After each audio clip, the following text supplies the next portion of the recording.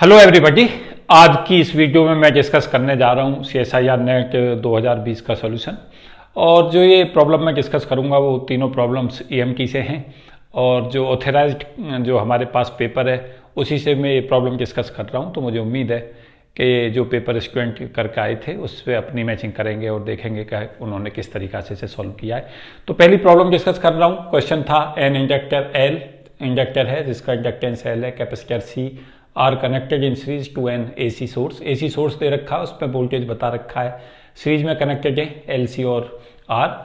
V बराबर V naught sine omega t voltage है जो अप्लाई हो रहा है। पूछा है नेट करंट कैलकुलेट करें, is found to depend only on R। कहा है कि जो नेट करंट है वो केवल R पर डिपेंड करती है, मीन्स रेजिस्टेंस पे। पूछा है कि जो चार अल्टरनेट हैं इनमें से कौन सा अप्रोप्रिएट है। तो ध्यान रखें कि जो हमारा LCR सर्किट का जब हम सीरीज के लिए सॉल्यूशन देते हैं तो I जो होती है करंट, उसकी वैल्यू होती है I बराबर I नॉट साइन और ब्रैकेट में आता है omega T minus five. Omega frequency है, I नॉट जो है वो मैक्सिमम एम्पलीट्यूड है करंट का। तो I नॉट की जो वैल्यू होती है वो होती है V naught upon under root R square plus omega L minus omega 1 upon omega C और इसका पूरे का होल स्क्वायर।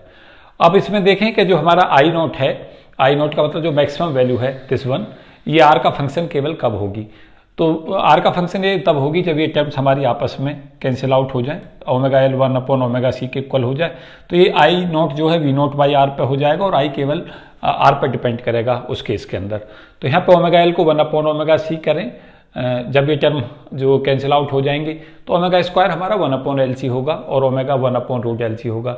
ये हमारी रेजोनेंस फ्रीक्वेंसी कहलाती है। तो इसी पे क्वेश्चन था, तो ये आंसर हमें इसमें मार्क करके आना था, ओमेगा बराबर 1 अपॉन रूट LC। मुझे उम्मीद है सबने सॉल्यूशन सही किया होगा इसका। क्वेश्चन नंबर 2 डिस्कस कर रहा हूँ। E जो है इलेक्ट्रिक फील्ड दे रखा था जो x y z और t का फंक्शन है is equal to E naught cos और ब्रैकेट में टर्म थी 2x plus 3y minus omega T. तो इसमें कहा था कि ओमेगा यहाँ कांस्टेंट है और इलेक्ट्रिक फील्ड जो है EM वेव का क्या होगा अगर ये वेव जो है वैक्यूम में ट्रेवल कर रही है। इसमें पूछा था कि E नॉट की अप्रोप्रिएट वैल्यू बताएं। बेसिकली क्वेश्चन डायरेक्शन का था और एक छोटा सा कंसेप्ट इसमें अप्लाई करना था हमें, और वो कंसेप्ट था K dot E equal to 0 होता है। K जहाँ पे प्रोपगेशन वेक्टर है और E जो है वो इलेक्ट्रिक जो है फील्ड है। क्योंकि जो इक्वेशंस हैं, जो इलेक्ट्रोमैग्नेटिक इक्वेशंस हैं, जो मैक्सवेल इक्वेशन से हम ड्राइव करते हैं, वैक्यूम के अंदर K डॉट E की वैल्यू 0 होती है और K डॉट H 0 होता है, हम K डॉट B को 0 कह सकते हैं।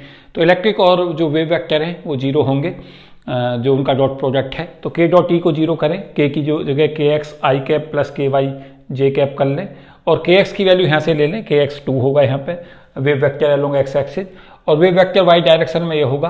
तो यहाँ पे KX की वैल्यू जो होगी वो KX की वैल्यू 2 होगी और KY की वैल्यू 3 होगी। तो K हमारा डायरेक्शन डिपेंडेंट होगा 2y प्लस 3j, मीन्स ये हमारा XY प्लेन में है। अब हमें देखना है कि K डॉट E बराबर 0 हमारा होना चाहिए। तो हमें E देखना है कि हमें E के लिए कौन से वेव वेक्टर हम लें। तो यहाँ पे E के लिए हम कौन सी डायरेक्शन लें, K की तो हमारा K वेव वेक्टर था। तो K डॉट E को जैसे ही हम 0 करेंगे तो यहाँ 2y प्लस 3j है। अब हमें देखना है कि E नॉट की जो वैल्यू है, जो हमारा ये E नॉट है, उसके लिए हमें डायरेक्शन देखनी है, क्योंकि जो ये टर्म तो हमारी जो बताएगी ये वेव वेक्टर को बताएगी और ये फ्रीक्वेंसी वो जो कंपोनेंट है उसको शो करेगी।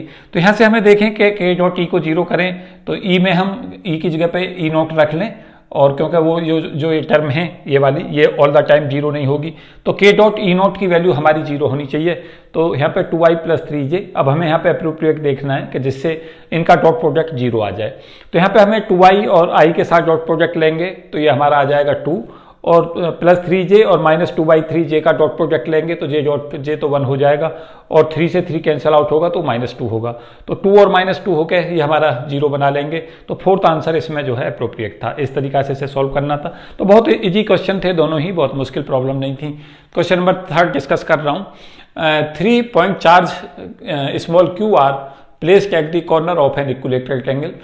3 पॉइंट चार्ज हैं स्मॉल क्यू, जिनकी स्ट्रेंथ है वो इक्विलेटरल ट्रायंगल के ऊपर हमारे रखे हुए हैं कॉर्नर्स पे। Another point charge minus q is placed at the centroid of an triangle.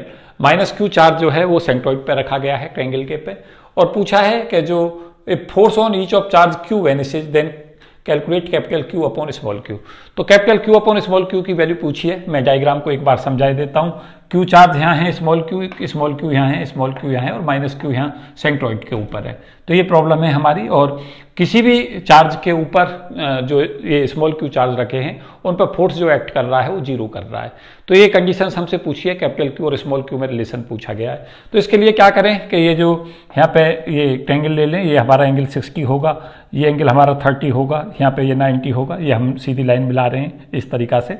तो यहाँ पे जो ये एंगल ये हमारा 60 होगा, यहाँ से यहाँ तक की डिस्टेंस हमारी अगर ये पूरी a है तो ये a/2 होगी। तो यहाँ से क्या करें, tan 60 ले लें, tan 60 की value a/2 upon this one हो जाएगी, क्योंकि जो हमारा tan होता है वो हम जानते हैं सभी कि वो जो होता है उसमें जो परपेंडिकुलर है अपॉन जो बेस है उसकी रेशो के इक्वल होता है। तो यहाँ से tan 60 की वैल्यू जो होगी इसको हम O पॉइंट मान लें, इसको C कह दें, इसको B कह दें। तो tan 60 जो होगा वो हमारा हो जाएगा BC अपॉन OC। तो यहाँ से OC की वैल्यू निकाल लें या CO की वैल्यू हम कह सकते हैं। tan 60 होता है हमारा √3, तो CO की वैल्यू A अपॉन 2√3 होगी। तो ये भी ध्यान रखें कि यहाँ से ये जो डिस्टेंस है, ये सेंट्रॉइड की जो डिस्टेंस है वो 2 और 1 की रेशो में होती है। यहाँ ये 2 और 1 की रेशो में होगी, ये 2 और 1 की रेशो में होगी, इस तरीका से होता है। तो जो ये डिस्टेंस है, जब हमें ये डिस्टेंस पता चली तो ये वाली जो डिस्टेंस है वो इसकी ट्वाइस होगी, तो वो डिस्टेंस हमारी A अपॉन √3 हो जाएगी। और जो ये डिस्टेंस है यहाँ से यहाँ तक की डिस्टेंस, सेम डिस्टेंस यहाँ से यहाँ होगी सिमेट्री से, तो ये भी डिस्टेंस A अपॉन √3 होगी। तो ये जो डिस्टेंस है ये हमें पता चली कि ये डिस्टेंस जो है वो A अपॉन √3 होगी। उसके बाद क्या करें कि नेट फोर्स को इस पॉइंट के ऊपर एक पर्टिकुलर पॉइंट पे हम यहाँ पे फोर्स देख रहे हैं, तो एक फोर्स तो लगेगा इन Q और Q के बीच में, जो फोर्स की डायरेक्शन होगी वो इस तरीका से होगी। एक फोर्स इस चार्ज में और इस चार्ज में लगेगा, तो ये चार्ज जो है इसके ऊपर इधर की तरफ फोर्स लगाएगा, ये वाला चार्ज इसके ऊपर इधर की तरफ फोर्स लगाएगा, और ये -Q और जो स्मॉल q है इनके बीच में जो फोर्स होगा उसकी डायरेक्शन इधर की तरफ होगी। अब क्या करें कि यहाँ पे नेट फोर्स को जो x डायरेक्शन में और y डायरेक्शन में वो हमें जीरो करना होगा। तो यहाँ पे fx को जीरो करके देख लें x डायरेक्शन में, और उसके बाद में हमारी कैलकुलेशन सॉल्व होगी। तो इन दोनों के बीच में जो फोर्स होगा उसकी वैल्यू जो इधर की तरफ आएगा इसको हम x डायरेक्शन बोल रहे हैं। तो जो हमारा ये x कंपोनेंट है वो हो जाएगा इस चार्ज के कारण 1/4πε0 q into Q upon a²। ये इन दोनों के बीच में फोर्स होगा, इन दोनों के बीच में फोर्स इस दिशा में आएगा, लेकिन इसका कंपोनेंट इधर ले लें, cos 60 के साथ आ जाएगा। तो 1/4πε0 q स्मॉल क्यू अपॉन जो डिस्टेंस है a² होगी और cos 60 होगा। तो ये इसका इधर वाला जो फोर्स है उसका कंपोनेंट हमने इधर ले लिया इसके साथ में, तो ये वैल्यू हमें मिली। इन दोनों के बीच में फोर्स इधर की तरफ जो एक्ट करेगा, इन दोनों के बीच में जो फोर्स है वो वैल्यू हमारी ये होगी। अब हमारा एक फोर्स ये और होगा जो इसका कंपोनेंट इधर आएगा। ये पूरा एंगल 60 है तो ये एंगल जो होगा वो 30 होगा, और अट्रैक्टिव फोर्स है तो ये इधर की तरफ को एक्ट करेगा, इसका कंपोनेंट इधर की तरफ जब लाएंगे तो ये वैल्यू होगी 1/4πε0 minus Q small q upon a√3 का स्क्वायर। और ये जो एंगल है क्योंकि 30 है तो यहाँ cos 30 आ जाएगा, इसका टू जीरो कर दें। ये हमने फोर्स अलोंग x डायरेक्शन उसको जीरो किया है। उसके बाद क्या करें 1/4πε0 q अपॉन a² को कॉमन निकाल दें, तो यहाँ से q प्लस q/2 होगा क्योंकि cos 60 की वैल्यू हाफ होती है, और cos 30 की वैल्यू √3/2 पुट करें, इसको सॉल्व कर दें। तो यहाँ से जो q की वैल्यू है वो स्मॉल q/√3 होगी। तो capital Q upon small q 1/√3 होगा। जो गिवन मेरे पास पेपर था उसमें आंसर इसका बी मार्क करना था, हम कह सकते हैं सेकंड ऑप्शन इसमें मार्क करना था। तो 3 प्रॉब्लम्स मैंने इसमें डिस्कस किए। मुझे उम्मीद है कि आपकी समझ आई होंगी, और मुझे ये भी उम्मीद है कि आपने ये क्वेश्चन सही किए होंगे। बहुत मुश्किल क्वेश्चन नहीं है, EMT से तीनों क्वेश्चंस। कुछ आगे वीडियो में और लगातार अपलोड करूंगा।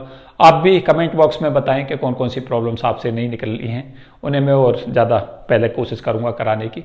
बाकी कोशिश करूंगा कि पूरा पेपर जो है उसका सोल्यूशन अपलोड करूँ, और साथ साथ डिस्कस करूंगा कि मेरिट की क्या एक्सपेक्टेशन की जा सकती है इस पूरे पेपर के एनालिसिस और सोल्यूशन के बाद में। Thank you at best for all of you. जय हिंद।